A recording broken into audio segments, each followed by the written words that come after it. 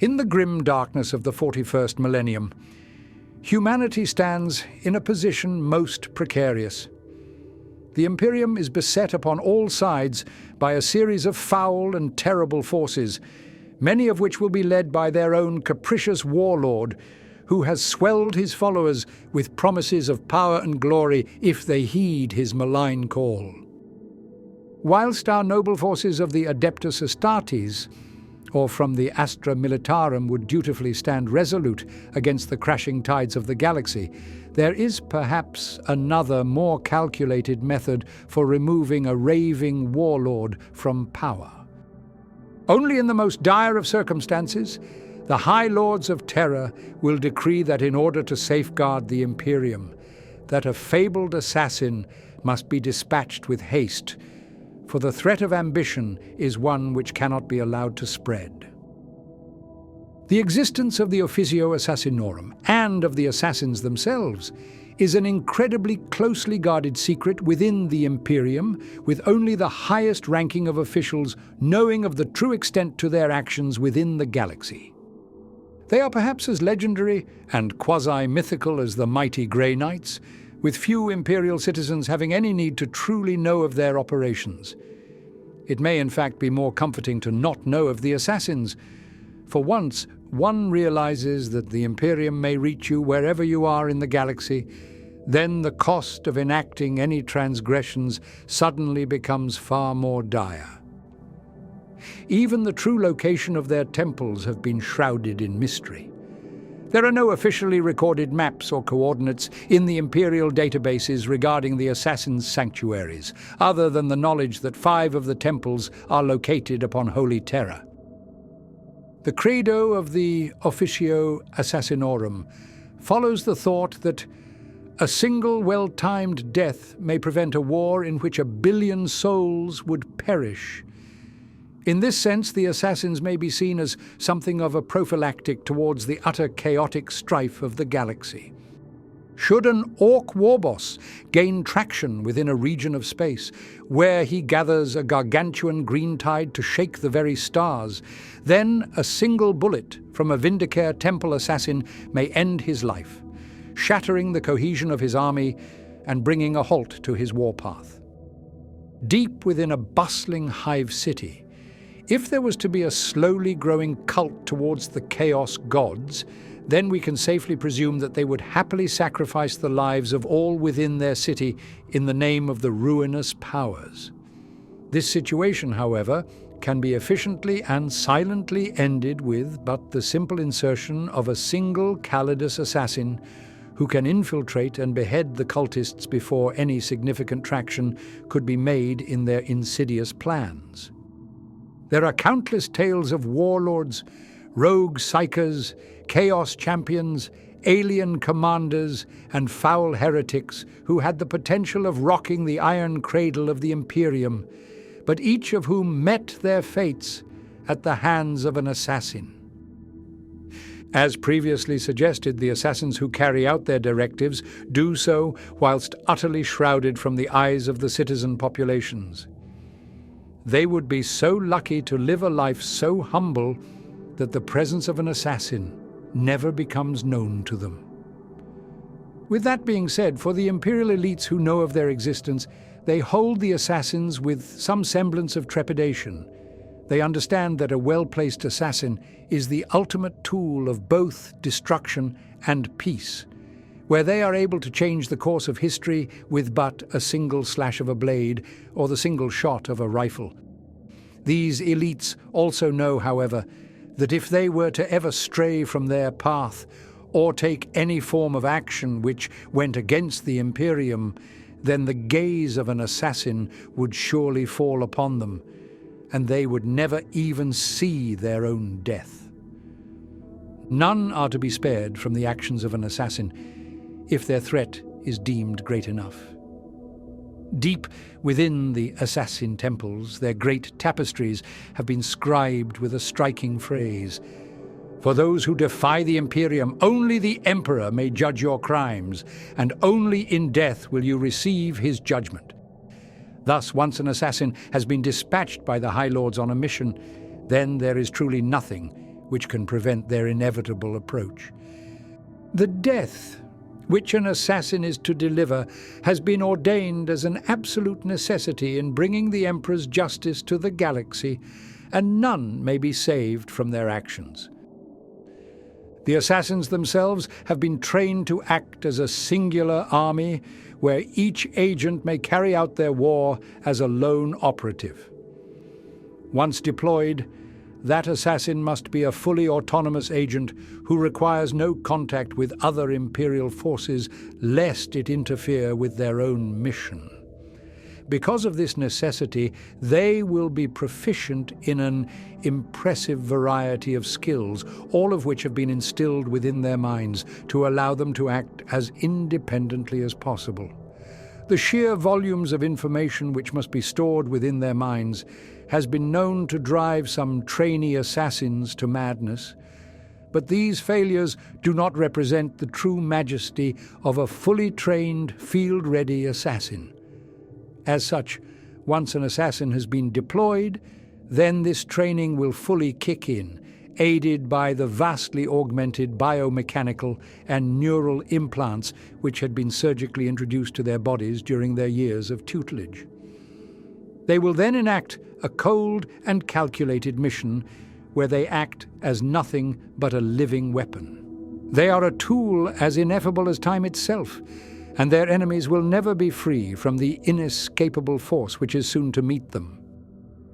Before we delve into the secrets of the assassins, let us learn of their founding tale. During the earliest days of the Great Crusade, the Emperor of mankind gave a fated declaration to the population of the world of Thor. He stated that no world was to be beyond his rule, and that no enemy could be beyond his wrath. With his sights clearly set upon the unification of the worlds of the galaxy, in which no enemy could stand before him, he departed out further into the stars, ever expanding the light of humanity through the void. His followers, however, were rather moved by his speech. A small cadre of his most loyal servants convened in a secret meeting, where they understood that in order to best aid the Emperor in his mission, that they must follow in his words and prove that none could live beyond his reach. As such, the highly trained individuals would travel out through the galaxy in the wake of the Emperor's crusade fleet. With their skills in stealth and subterfuge, they would infiltrate the worlds which had pledged themselves to the Imperium and would simply investigate their rulers to learn of their true intentions. If a planetary governor kept to his promises of loyalty and fealty to the Emperor, then the group would leave, moving on to another world. But if the governor proved to be a spiteful and treacherous man, then the group would silently and swiftly execute them before finding a suitable replacement.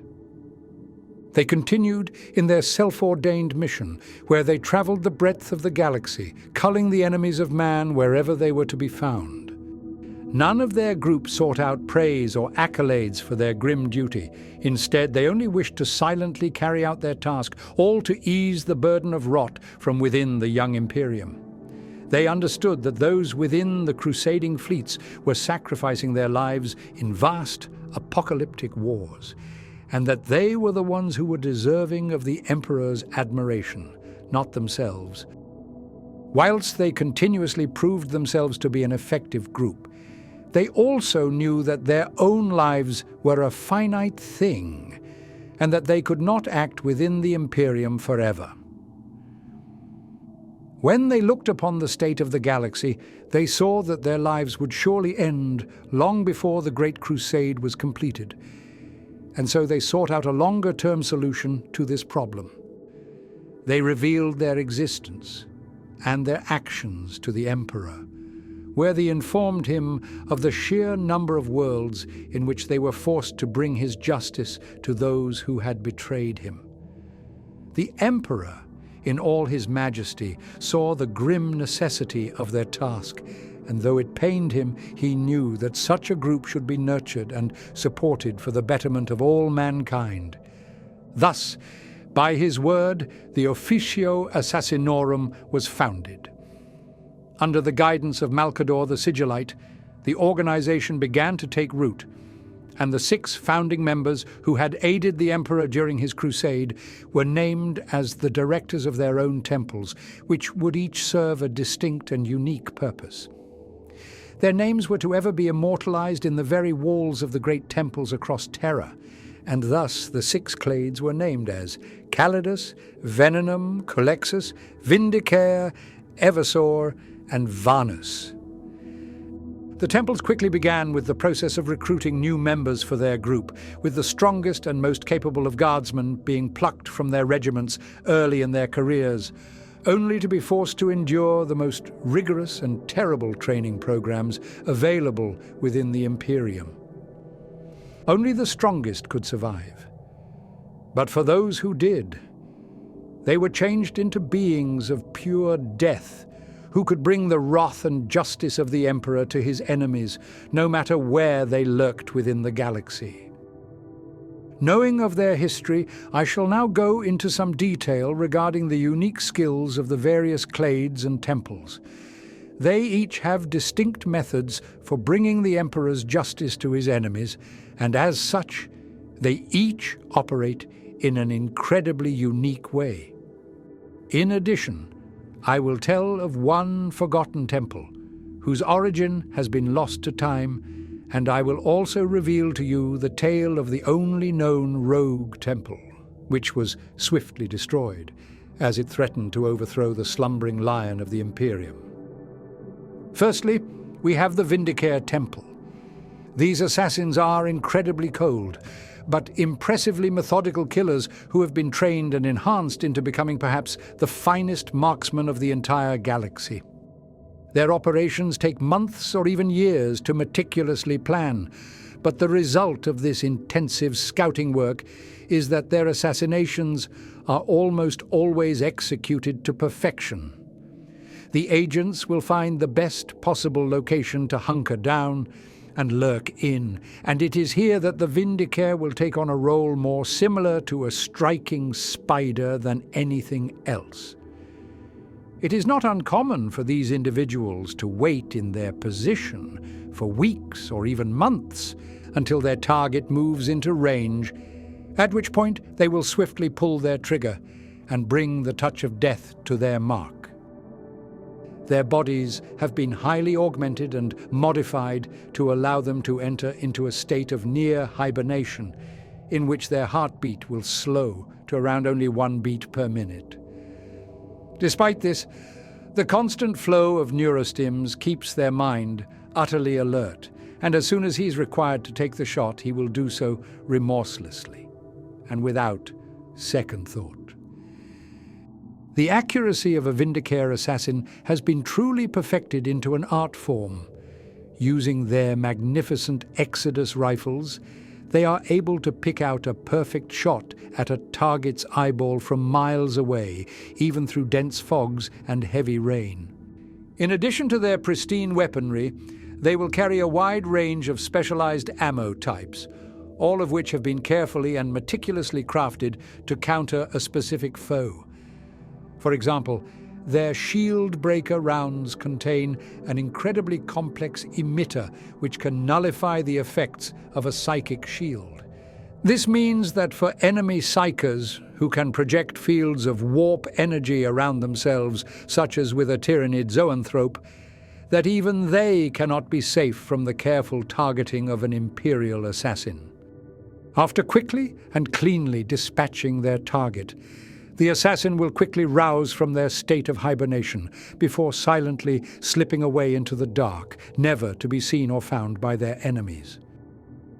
The next clade to introduce will be that of the Callidus Temple Assassins, who favor the art of graceful deception and subtle infiltration methods, which each allow them to carry out their grim task without an enemy force ever knowing that an Imperial agent had ever been present within their midst.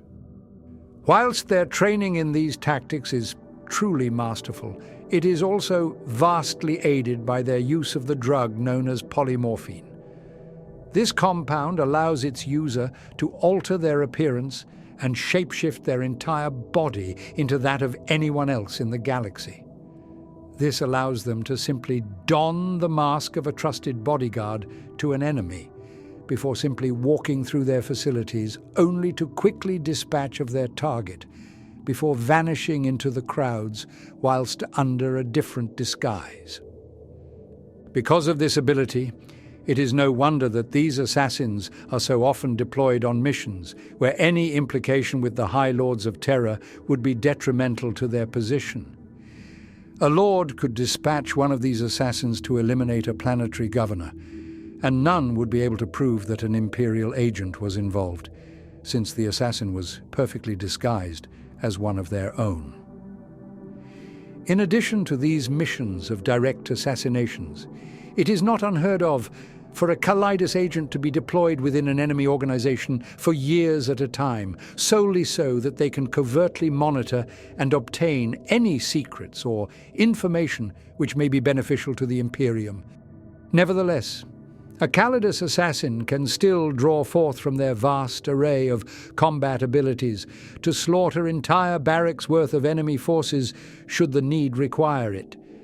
Their potent phase blades and neural shredders have both been designed to utterly ravage their targets, with no amount of armor being able to prevent their strikes. These tools, combined with their acrobatic and masterful style of close-quarters combat, makes them a truly formidable opponent to face off against, and only a few select individuals have ever survived an encounter with these deadly assassins. Next, we have the temple which possesses perhaps the darkest reputation amongst their group, the Culexus temple. The members of this clade are all bearers of the innately terrifying pariah gene, and so they are all psychic blanks. This means that they lack any presence within the warp, and in some ways one could describe them as being utterly soulless. To a regular human, this makes them rather unsettling. And if one were to meet with a psychic blank, then they would exude a distinct aura of fear throughout the environment. To a psyker, however, meeting with a blank is akin to absolute torture. They would see the individual as a abyssal void, with their gaping, soulless form calling out to them in utter silence, threatening to drag the psyker into the tormenting realm of nothingness. Many psykers will simply die from shock if they encounter a natural psychic blank, but for the Culexus assassins, they have been further trained and enhanced to better utilize this insidious power. These agents can actually amplify their void soul out towards their targets through the use of their Animus speculum, where they create a beam of negative psychic energy to utterly ravage the psyche of whoever was unfortunate enough to face them. It is of no wonder, then, that these assassins are most often deployed to target psychic enemies of the Imperium. Once an agent makes planetfall, their presence will often be detected rather instantly by the psychically sensitive individuals upon the world. Whilst they may not be able to tell the true cause for the strangely harrowing feeling within them, a part of them will know that their days are to be numbered. To die at the hands of a psychic blank is to be a fate envied by none. For the psyker, it would feel like their very soul is suffocating, with their ephemeral essence being drowned within a sudden ocean of utter abandonment. Thankfully, the eerie Culexus agents are kept far from civilization, as their mere presence upon a hive world would cause an untold level of chaos within the civilian population. Now I shall cover what is undeniably the most unpredictable of clades, the Eversor temple. Whilst the other clades could never be questioned in their professional, direct and targeted methods, the members of the Eversor temple appear to be more akin to butchers than anything else. They are the closest thing to a true living weapon that the Imperium has access to, and they are simply so dangerous that when they are not deployed on a mission, they are kept in prolonged cryosleep, purely for the safety of other Imperial agents. The temple specializes in the tactics of shock and horror, whereby their deployments will certainly instill a feeling of sheer terror in any who see the aftermath of their grisly work.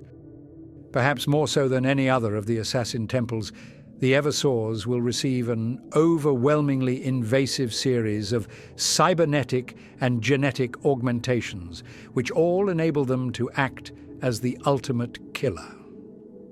Rather strangely, as a part of this process, they have been bequeathed with perhaps the most adaptive and resilient immune system attainable by a human.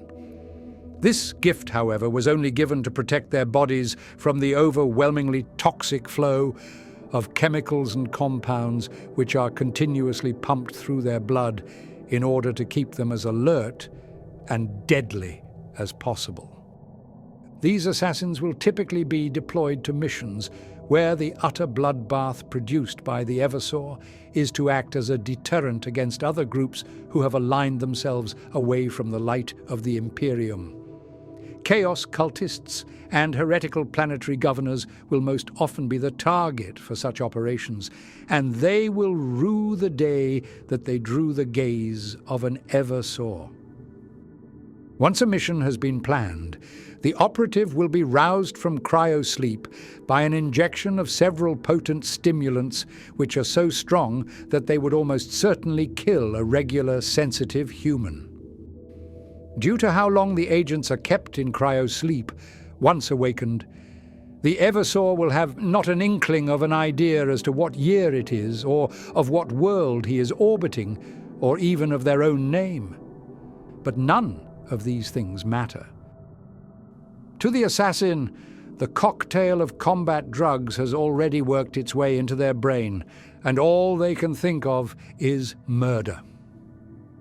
The specially designed chamber will then be jettisoned down to the targeted location in a manner similar to a drop pod, and once it has made planetfall, the Eversor will be fully awake and ready to burst out to enact their brutal killing spree. Their equipment has been formulated and designed to mirror their savage methods of combat. Upon their wrists and hands will be a mounted neuro-gauntlet, which projects an incredibly sharp array of needles along their fingers. Each of these can inject a huge dose of the most potent neurotoxins found throughout the galaxy, which will cause a near-instant death in almost any biological species.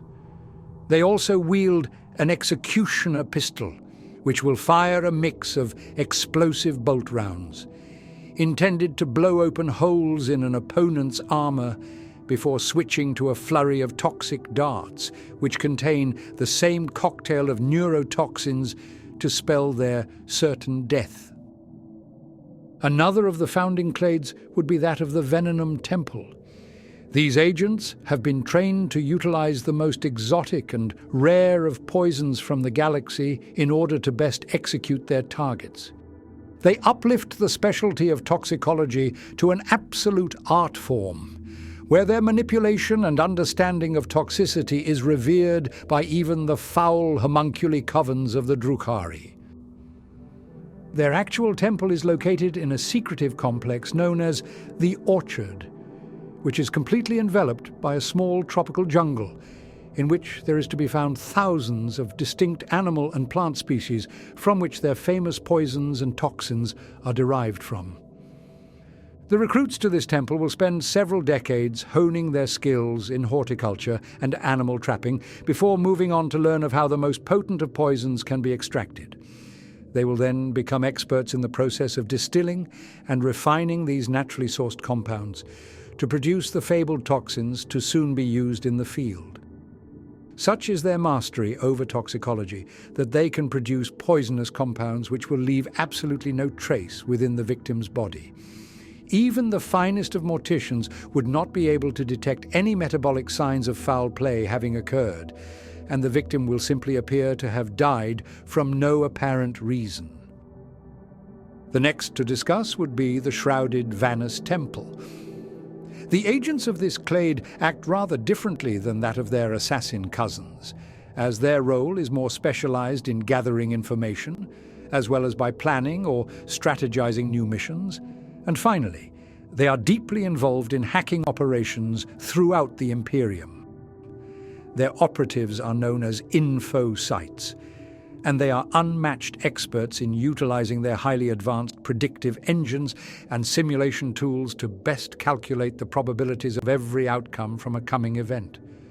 Furthermore, their hacking capabilities will often allow them to disrupt or eliminate certain enemy targets long before a conflict has even commenced. And this will have been done to gently tip the odds of success towards that of the Imperium.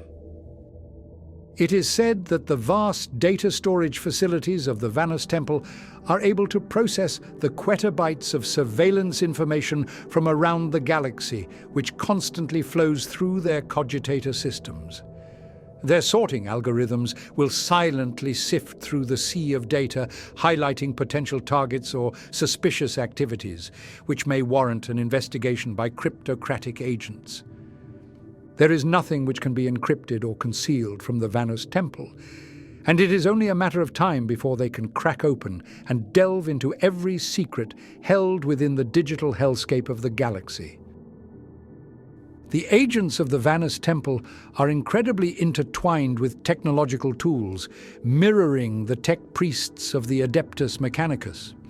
Unlike the Martian cult, however, these operatives will not forgo their own biological sanctity to achieve their goals.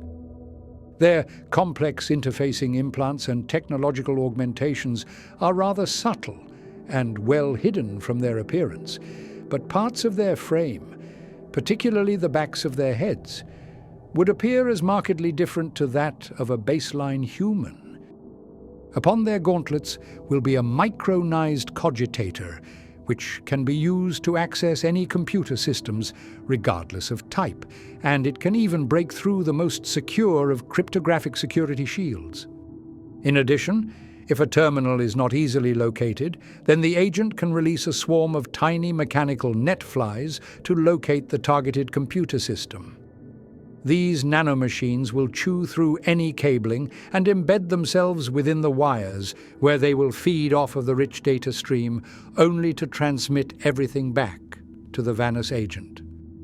As such, none should be foolish enough to think that they can hide secrets from the Vanus Temple, for their methods of uncovering any and all information from around the galaxy has truly been perfected, and their agents will go to any lengths to crack open the treasures of the digital world.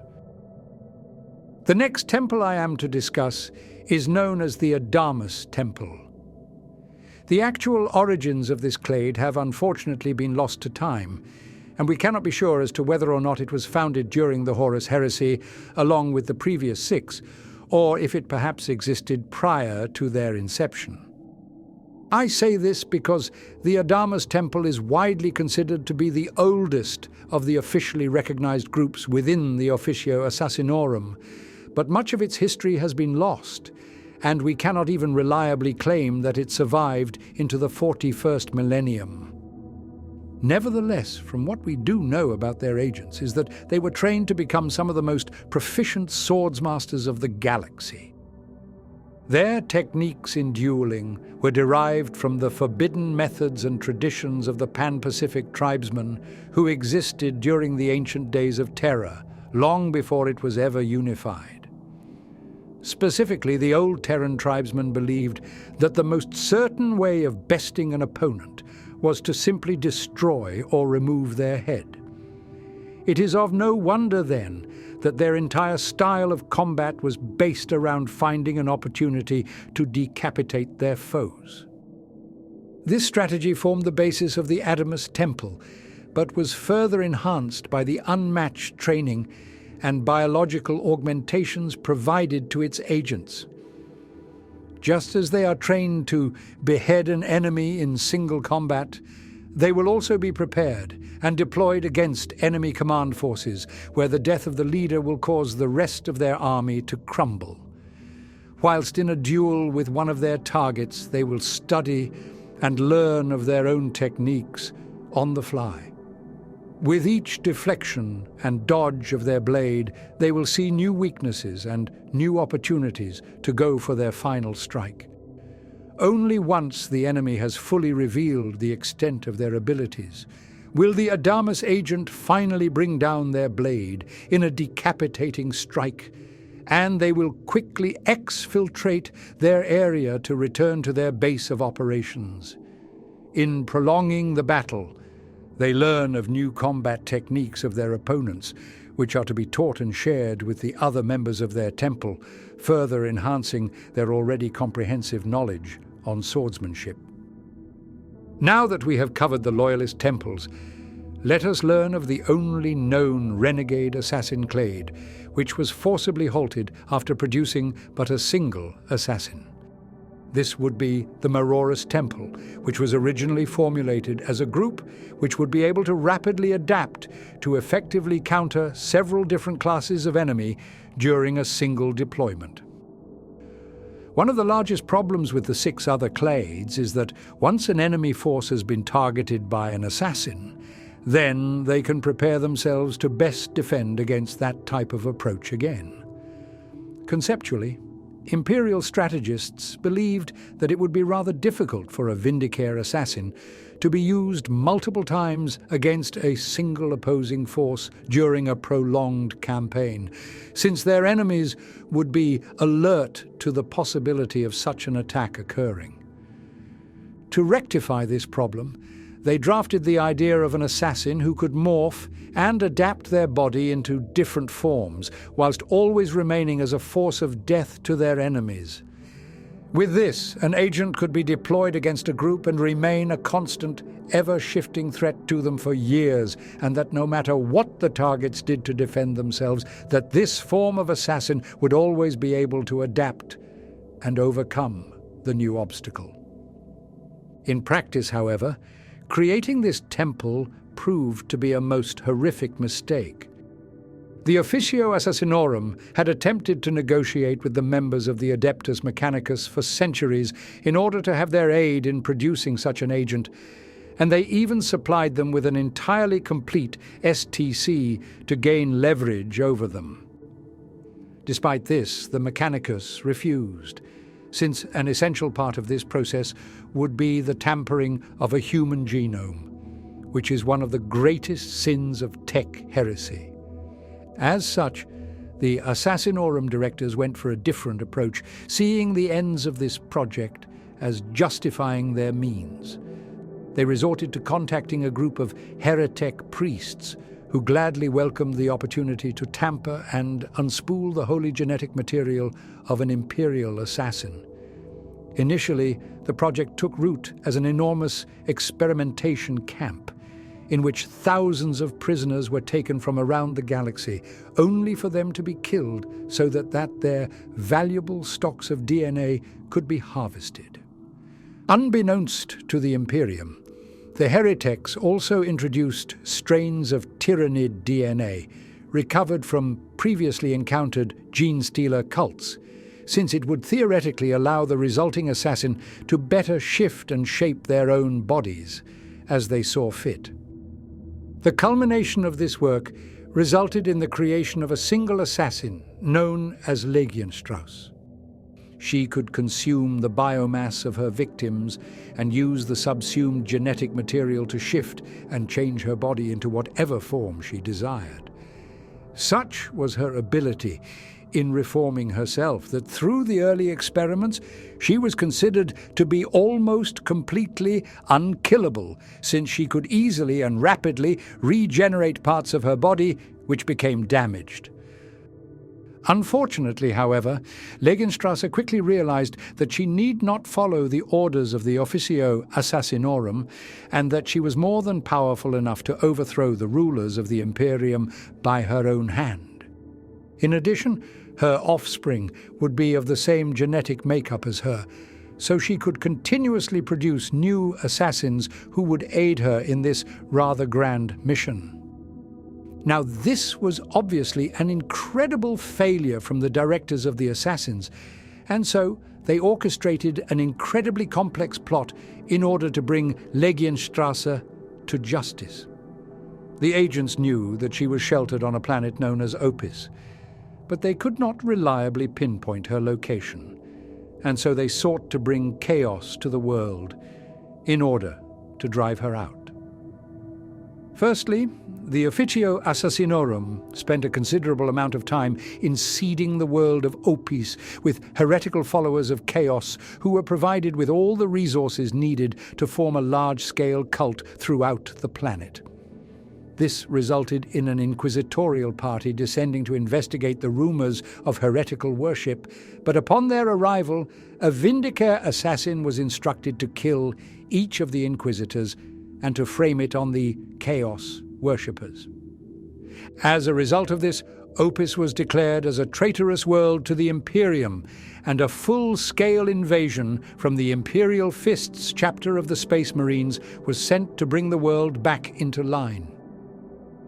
During their battles with chaos, the assassin eventually emerged from the shadows as an ever-shifting, horribly mutated creature which rapidly tore through the lines of the Astartes. She was eventually killed by the Imperial Fists captain Lysander, but only after his forces had suffered heavy losses at the hands of this rogue abomination. With her death, the Maerorus temple was destroyed, but its existence remained as a stain upon the Officio Assassinorum, which was to be kept as an ever-shrouded secret to all but the most senior of directors. The following group are not to be considered as true Imperial assassins, as they are not agents of the Officio Assassinorum, but they will still faithfully enact the Emperor's judgment in his glorious name. I am, of course, referring to the death cult assassins, which exist throughout the Imperium. The adherents to these cults believe that the only way to worship and praise the God Emperor is to bathe their enemies in blood and to bring the art of death throughout the galaxy. In a somewhat questionable view, many of the death cults will preach the concept that since death is something innate to the human existence, that we can further push humanity's position throughout the stars by embracing death itself, and that by shedding the blood of our foes, that we may bring salvation to humanity. The Inquisition keeps a close eye on the death cults, since their beliefs are rather close to those of the heretical chaos worshippers, but the cultists have proven time and time again that their loyalties do in fact lie with the God Emperor and with the Imperium. Death is utterly and completely ritualized within the cults, to the point where some will encourage their members to consume the flesh and blood of their slain enemies, as it brings them closer to the Emperor and to life itself. Their members are not enhanced through cybernetics or biological augmentations, as with the official assassin temples. However, its adherents are still incredibly deadly, and they will stop at nothing to slay their enemies upon a battlefield. They will use specialized equipment such as punch daggers or rending claws which have been fashioned into the shape of an eagle's talons, all to rip their enemies asunder in the name of the God Emperor. Even though some would question their methods, and perhaps even their sanity, none can be uncertain of their true loyalties. They are faithful servants to the Emperor, who aid in the growth and propagation of the Imperial cult in their own blood-soaked way. With this, our journey through the depths of the Officio Assassinorum shall come to an end. Whilst none can doubt that the assassins themselves are some of the most efficacious and most skillful of agents throughout the Imperium, we must also remember that they are but tools, and a tool in the wrong hands can bring even the mighty Imperium to its knees. If one remains faithful and loyal to the Imperium, then they will never need to fear the silent approach of these killers. But for those who find their interests drifting outside of the purview of the Emperor, then they must pray to whatever foul pantheon of gods they worship to protect them from the inevitable and unstoppable approach of an Imperial assassin.